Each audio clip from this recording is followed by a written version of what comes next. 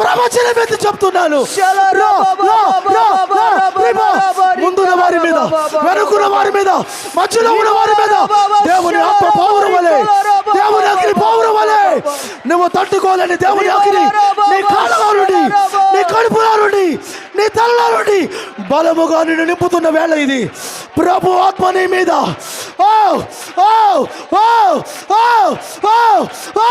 అదుగో నీ తల మీద, నీ తల మీద, నీ తల మీద యెహోవా హస్తం, యెహోవా హస్తం. రిబా కారా లా రిబా రియాల రబా రిబా ల రబా ల రబా. ఈ రాత్రి నీ పరిస్థితులు మారుతున్నాయి, మారుతున్నాయి.